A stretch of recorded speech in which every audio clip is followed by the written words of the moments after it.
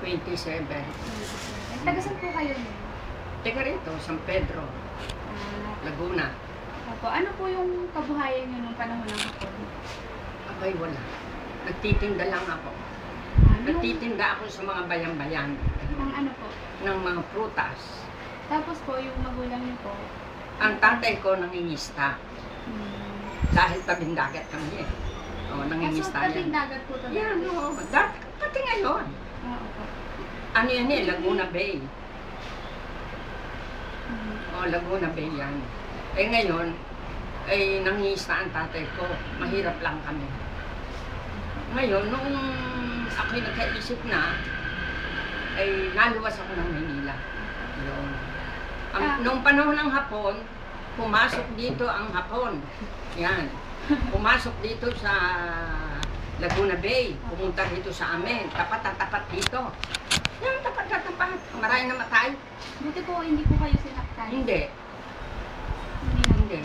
Ilan po kayo magkakapatid? Hindi naman karating dito eh. Doon lang namatay na eh. Ilan po kayo magkakapatid ngayon? Kami ano eh. Yung buhay, Opo.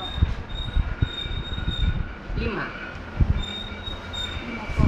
Sama-sama pa po kayo dito. Ah, hindi. May asawa yung isa. Ah, 2 ang may asawa. Pang-ilan po kayo sinaktan? Ano? Pangatlo.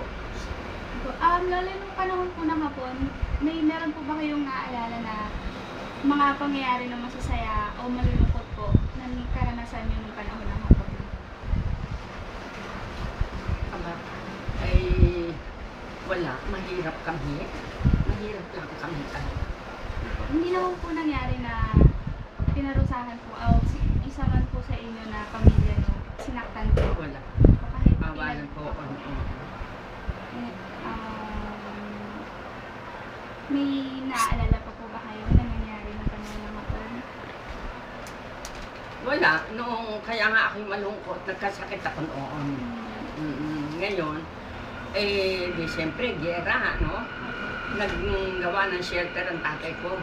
Naandun ako sa loob ng balon. Doon sa shelter. Yun, eh, hindi ba malungkot yung pangyayari yun? Ano po yung opinion nyo tungkol sa mga mananakop na hapon? Ano pong masasabi nyo sa kanila? Kung sakali pong nung panahon po nila nandito sila, ano po yung gusto nyo pwede nyo sabihin sa kanila? Sa pinaggagawa nila po lahat sa Aba, lahat ng hindi ako makapagsasalita sa takot ko sa hapon. Pero kulala ko ngayon po, kung ngayon lang po, kung makakapagsalita po kayo nung panahon ng hapon, ano po yung opinion nyo po dun sa mga ginagawa po nilang pagpapahirap sa Hindi nga maganda. Hindi maganda. Ang hapon eh, basta ano eh, salbahe.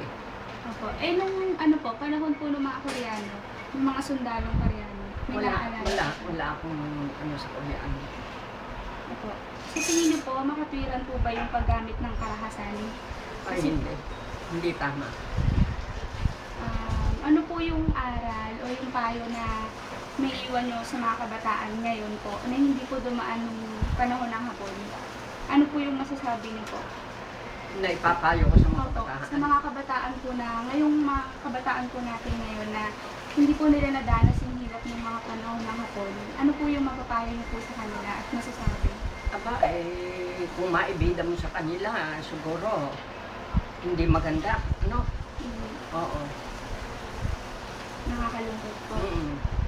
Yung sa gobyerno naman po, Lola, ano po yung ginawa nilang parang paraan para matigil po nila yung karahasan na ginagawa ng hapon? May naalala po ba kayong ginawa ng gobyerno? Wala akong nakakaalam. Kung nagpatuloy-tuloy lang po yung pagkakas. Po, may sasabihin pa po kay Lola. May naalala po. Eh, sa katunayan, kung hindi salbahan yung mga hapon, kinulong lahat ng mga matatanda raw nila. O, pati tatay ko nahuli doon. Opo. Oh. Eh, paano maganda yung hapon? Eh, pangit, hindi tama. Mabuti na lang at nasupel, ano? Opo. Kung hindi, eh, biro mo, eh, kung nakasampay ang hapong yan dito, maraming pinatay yan. Eh, hindi naman, hanggang doon lang. Kaya lang napatay yung iba. Nag-aasyoso, nagbabarilan, nakatamaan sila. Meron po bang mga naalala po? May mga nangyari po bang may ginawa po yung hapon na hindi maganda sa mga dalaga dito sa lugar niyo? Nababalitaan ko lang, pero hindi ko na. Ano pong klase po? Ay, yung nababalitaan, ginahasa yung mga kababaihan. Ano pong ginagawa ng gobyerno pag may mga ganun pong pangyayari katulad ng pagmamalupit po sa mga babae, sa Ay, mga bata, hindi ko alam, hindi kung mahuhuli. nahuhuli po. Mahuhuli. Eh, kung hindi nahuhuli ang ako, paano mapaparusahan? Kasi po malakas po ang mga... Oo. Mabuti na lang. Buti na lang at nasukil yan.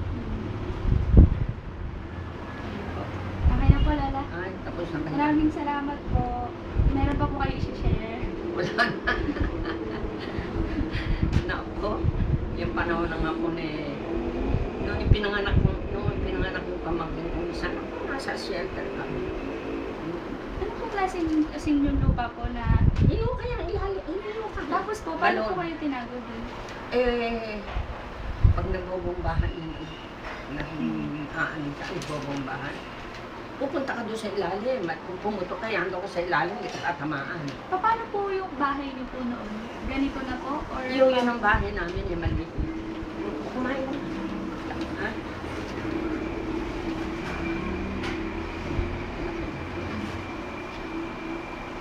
Okay na po. Okay na. Okay na. Baka lumabas yan na puro